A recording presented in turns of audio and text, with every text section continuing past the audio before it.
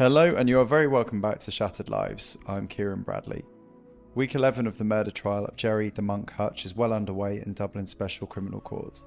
Mr. Hutch is accused of the murder of David Byrne at the Regency in February 2016. It is a charge that he denies. Being tried alongside Mr. Hutch are two men, Jason Bonney and Paul Murphy. The state alleges that Messrs Murphy and Bonney provided vehicles for the Regency Hotel murder.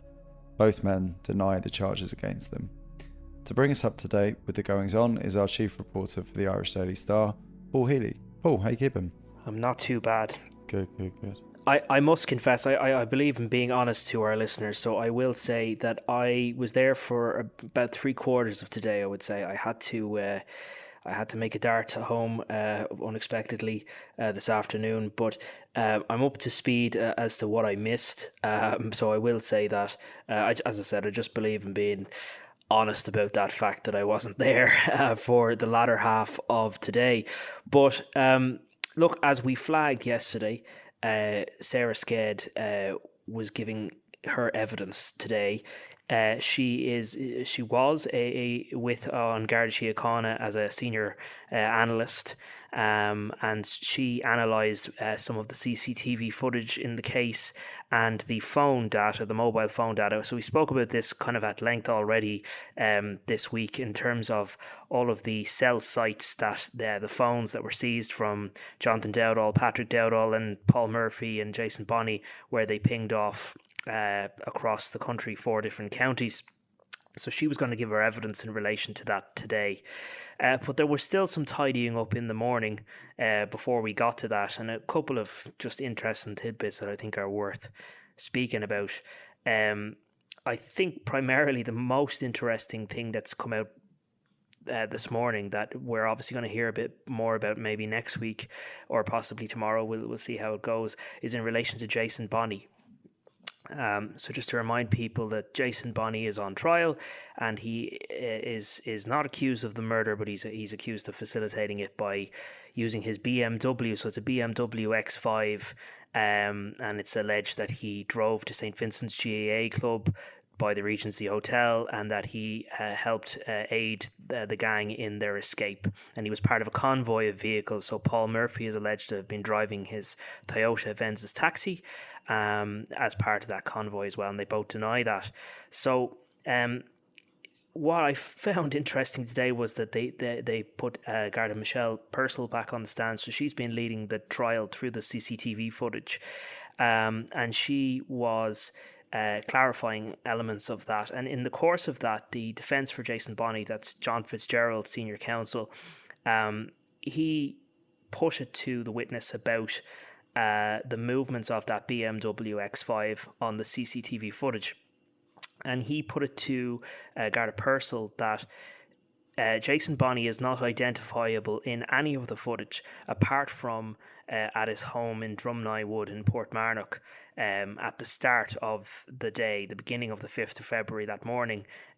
He can be seen in that footage and identified by Gardaí, but they did not identify, Garda Michelle Purcell, none of the Gardaí identified Jason Bonney in any of the other footage pertaining to this BMW X5, where it ends up in St. Vincent's GAA later that day. So I thought that was interesting, but then he said, look, our case is going to be that the vehicle was driven south of Newbrook Avenue by his father, and he is seen doing so. And he put it to Garda Michelle Purcell that that Jason Bonney's father is actually seen in the footage south of Newbrook Avenue driving this BMW X5. But Garda Purcell said she can't confirm that, and it that was sort of stopped there, because I think it's going to be indicated later by John Fitzgerald, who'll have an opportunity to defend his client in great detail. I suppose we're going to hear more detail about that, but that is the first time, to my knowledge, that there's been any allegation as to someone else driving the BMW X5 other than Jason Bonney, and specifically his allegation is that it was his father driving it in the footage that we see south of Newbrook Avenue. It's important to state that that's what they said, south of Newbrook Avenue, so it wasn't stated in court that the allegation is that the father was driving the vehicle right up to the Vincent's GAA Club. So there's not necessarily a suggestion that he took it all the way there. but in that there is footage south of Newbrook Avenue where apparently, according to Mr. Fitzgerald, Jason Bonney's father is identifiable in the footage. But the Gardai, Garda Michelle Purcell, said she couldn't confirm that. So I thought that was fascinating. We'll probably hear a bit more about that when it comes to maybe the final argument by the defence for Jason Bonney. And then also, as we know, Bonney has an alibi witness that he once called, again, to corroborate his claim that he was on a building site at the time. So we've yet to hear more about that. But in relation to Garda Purcell, then she was also challenged about something kind of minor and technical, in that there was a specific portion of footage in Buckingham Village where she had said that it was running 3 minutes and 21 seconds or something ahead or something. But it actually turned out that it was 1 minute and 40 something seconds, and she wanted to correct the record on that. And Paul Murphy's counsel kind of grilled her on that, Bernard Condon, kind of saying, how is it only now that you've realised you've made a mistake? And, you know, saying this is a very detailed case and now you're putting it to us at the 11th hour that you had a specific detail about the time on the CCTV being wrong. And Miss Justice Tara Burns expressed concern about that as well, that are we going to have to, you know, when we're going through all of the details of the case and trying to come up with a judgment, are we going to have to correct that now ourselves, that the timing on that CCTV footage is actually wrong? And prosecuting counsel Sean Gallan then said, no, look, they will correct that on a USB that'll be furnished to the court, so the judges won't have to worry about having the timings on the CCTV wrong. So these are just little bits and bobs that came up in the morning. And then Sarah Sked, she was sworn in. So just to give a bit of detail on her background, she was at the time of the investigation involved with the Drugs and Organised Crime Bureau, and she's a senior crime analyst. And she was tasked in February of 2016 with investigating elements of this investigation. So I'll just get the actual. Sorry about this. So she was basically tasked with analysing mobile phone data and CCTV footage and anything else that might be put to her in relation to the case. We already talked about in detail earlier this week about all of these cell site areas across the country. So we got much more detail on that today in terms of the relevance of them. So Miss Sked, she was tasked with analysing the journey that was made by Jonathan Dowdall and his father Patrick on the 4th of February, the day before the Regency shooting. So the two of them went from the Navan Road area in Dublin, and they drove up to Strabane. Now, we've heard Jonathan Dowdall's claim that they were meeting Republicans up there, this Kevin Tyrone character, but he was a no-show, and that the Hutches, Patsy Hutch, had asked him to try and broker some sort of a peace deal, try to bring about peace. This was the day before the Regency, but Dowdall subsequently has claimed that he felt he was being used as a ghillie, and on that actual journey home, they his father got a phone call from Patsy Hutch asking him to book the room in the Regency, and then later that night they went and his father paid for the room in cash, and that room was later used by flat cap Kevin Murray. So that's the relevance of that, and basically then it seems a bit tedious and boring, and to be honest it kind of was, but when putting it into context it's easier to explain to people, and again it's fascinating I suppose for nerds like me or anyone that's interested in the ins and outs of the case.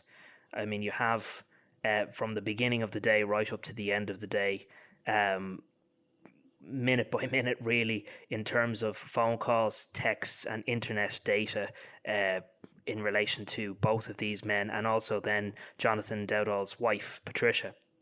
I'm not going to go through all of this, but their journey began early in the day, and you can see that the data was pinging off cell sites around the Navan Road area, and then into the Phoenix Park and right up through the M1 northbound all the way up to Strabane. And then there was information and data that showed that Jonathan Dowdall's phone was UK roaming, indicating around the time that the vehicle was in Strabane.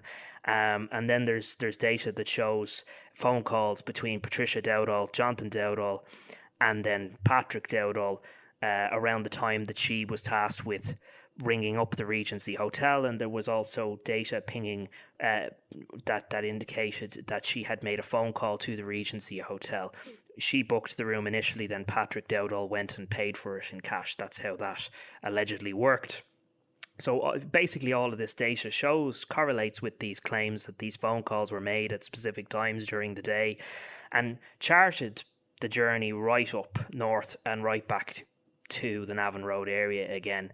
So it was just, from that standpoint, interesting to show technically, rather than just Dowdall say so, and the phone data from their texts, from their phone calls, and from their internet usage on the phone.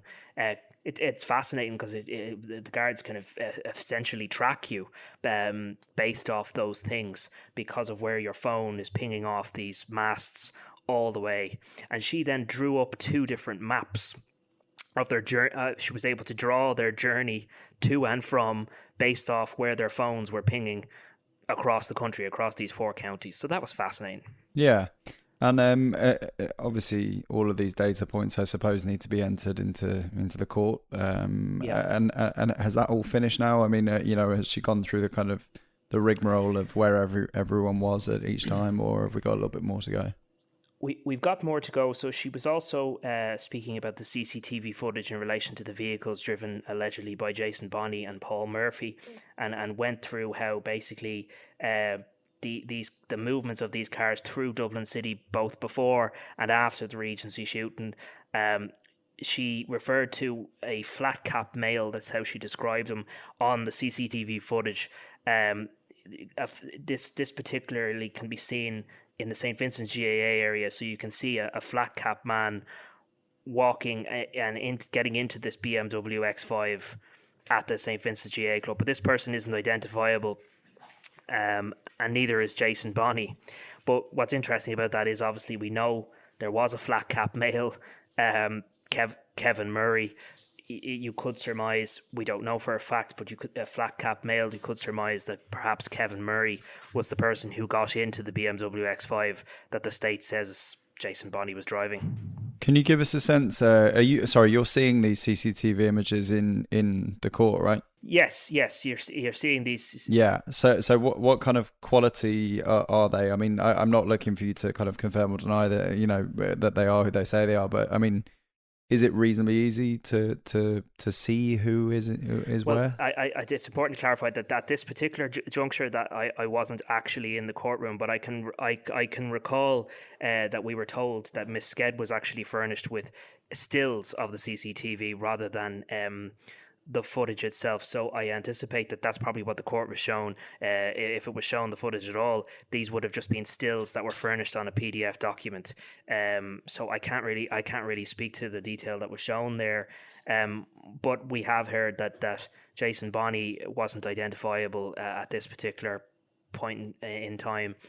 The only thing is that they charted the movement of his vehicle from his house all the way to this location, so they're alleging it was him, but he is not identifiable, and obviously this flat cap male isn't identifiable in the footage either. And anything else particularly notable from today? Yeah, well, again, it's kind of recharting old territory, but this footage also shows the alleged hit team running up this alleyway and into the St. Vincent's GAA car park, and that there were 6 of them, and this is they went to the Charlemont estate and burnt out the silver transit van. It's old territory, as I say, but again, it's just showing, I suppose, the detail of the investigation. They have to go over it in relation to Miss Sked's evidence. I think they initially thought that they were going to be done with this witness, that it was going to be done and dusted today, but it isn't. So we're going to hear some more tomorrow. it'll probably wrap up then tomorrow in terms of the prosecution's case, and then we're very much into the final days of the trial next week. Okay, excellent. Well, listen, that was very interesting, and thank you for your Catholic candor at the start of that to to say that you weren't there. The guilt was weighing. No, heavily I'll always be honest about when we're there. I was there for as I say, most of today, but the latter half of it today, unfortunately, I wasn't there. But I was brought up to speed by my esteemed colleagues. You've been there more than enough over the last 11 weeks. Okay, well, we'll come to a few questions then. We've had a few via DM, so any and all that you want to send in, please continue to do so. The one we have here, does the prosecution have to prove Gerry Hutch was a shooter in the Regency, or do they only have to show he was involved in the planning / financing / ordering the murder? So the prosecution's case is that Gerry Hutch was one of the team involved in the shooting. That's their case, and that is the case that they will have to prove. They don't have to prove that he was the shooter. Jonathan Dowdall alleges that Gerry Hutch told him that he shot David Byrne, and it'll be up to the judges if they want to accept that evidence. But the prosecution's overall case is that he was one of the team. They are not stating particularly which member of the team that he was. It's just that when they put all their evidence together, and we've yet to hear their final arguments, they're going to argue that, I suppose, beyond a reasonable doubt, with all of the evidence that Gerry Hutch was there that day and that he was involved in it, in terms of, he discusses the yokes on the tapes. The allegation is the yokes of the AK-47s, and on the basis of his words on those tapes, and then the allegations made by Jonathan Dowdall, it's going to be their case that he was one of the team. But I don't think that they have to prove necessarily that he was the quote-unquote shooter to answer that question. Now, I can't make any further comment beyond that. It's up to the judges. I keep saying that, but it really is up to the judges as to what they want to accept in terms of the evidence, and maybe what they may reject ultimately in making their decision. Yeah, we are considering retitling the podcast actually too. It's up to the judges, but yeah, we shall see. Catch all. Just one of my own. It sure is. It's just one of my own actually. While we're on it, you obviously hear kind of in these joint enterprise ideas when it comes to murder, the plannings of murder, etc., and oftentimes in the UK and the US, for example, you're kind of seen as one and the same, whether you've sort of pulled the trigger yourself or not. The maximum sentences that, say, Jason Bonney and Paul Murphy might be looking at in relation to the charges that they're facing, do we have a rough idea of what they might be? You know what I mean? As in, are they facing potential, life sentences or whatever it might be, or is it tending to be significantly less than what Gerry Hutch might face if he's found guilty? Yeah, so I believe the maximum penalty in relation to that is life in prison, but it's highly unlikely to be that. It's again, quote unquote, it's up to the judges, but the sentence, the headline sentence, maybe reduced and then reduced beyond that, depending on mitigating factors. But obviously, it comes down to whether these individuals are even found guilty or not. But for Jonathan Dowdall, guilty of facilitating a murder, he got 4 years in prison. Now that's obviously an exceptional example, but it's likely to be a fixed prison sentence rather than full-on life in prison. Okay, very good. We have another one here, and you might just remind us of the kind of ins and outs of the person mentioned here. I have a quick question. Mickey Barr was shot at the Sunrise Bar, was always regarded as the man who'd supplied the assault rifles and was targeted for that reason, but I've not heard one mention of him in the trial. Do you have any thoughts on that? You might just remind us, first of all, who Mickey Barr was in relation to... Michael Barr was a well-known Republican, and he was a barman in the Sunset House pub, and he was brutally murdered as part of the Kinahan Hutch feud, and basically, look, there is no evidence that I've ever been made aware of that Michael Barr facilitated the weapons in the Regency, or that Michael Barr was involved in the Regency Hotel shooting. But this is a good insight into how the Kinahans operated at the time in 2016, because the Kinahans acted without impunity. They acted as judge, jury, and executioner. They were hearing information as to who was alleged to have been involved in the Regency Hotel, and they acted upon that. They didn't care. They didn't care whether it was true or false. So the Kinahans arranged the murder of Michael Barr because they believed the information they were told in that he was involved in the murder. We heard over the years the competing theories that he might have been involved in facilitating the weapons through his Republican contacts, and then there was also the even more serious allegation that he was one of the hit team, neither of which I don't think were ever proven. Look, Michael Barr is, as far as the law is concerned, was an innocent man. And he was brutally murdered. Now, Mick would say this, and I'd say the same. No one deserves to be murdered, whether you're quote-unquote innocent or not. Everyone in this feud was a victim. Michael Barr was a victim, and his family did not deserve such a fate. And it's important to state that I believe there was no evidence ever at any point that he supplied the weapons or that he was involved in the shooting. Perhaps there are theories out there that were investigated, but nothing has come to light in relation to that. The ultimate point is the Kinahans decided in their minds he was guilty and they had him murdered, and that just shows you how they operate. He hasn't really been brought up in the trial. His father briefly was mentioned, I think, in relation to a shooting that happened many years ago in relation to one of the people in that was mentioned on the tapes, but it's not really pertinent, relevant to this trial. Okay, thank you for that.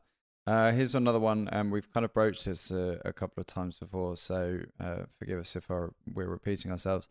Paul, why isn't Patsy Hutch in any bother? Well, Patsy Hutch is not before this court. She's not charged with any criminal offence, but there are lots of things that were said in this trial in relation to Patsy Hutch and his movements and his alleged involvement in certain things. For example, Patsy Hutch was in the Malahide industrial estate and met with Shane Rowan, who was later caught with the AK-47 weapons that same day, the weapons that were used in the Regency Hotel. There's lots of mentions of Patsy Hutch throughout this trial. I'll say it in more generalised terms. It's been indicated several times that maybe as a result of some of the evidence in this case, that other individuals may one day face the court. And Jonathan Dowdall said that if Patsy Hutch is ever charged before the Special Criminal Court, that he will give evidence and testify against him. But at the moment, at this juncture, Patsy Hutch is not charged with anything. There's information in relation to Mago Gately as well. James Mago Gately, a Hutch associate. I mean, Jonathan Dowdall claims that Gerry Hutch told him that he and Mago carried out the shooting at the Regency. So obviously that has to be taken seriously. I'm sure it's being investigated, but at this current juncture, they're not charged in relation to anything. I would watch and see what happens as a result of this trial. If there is a conviction, if there is a guilty verdict, it'll be very interesting to see on the basis of that the evidence before this court could be used against other people in the future.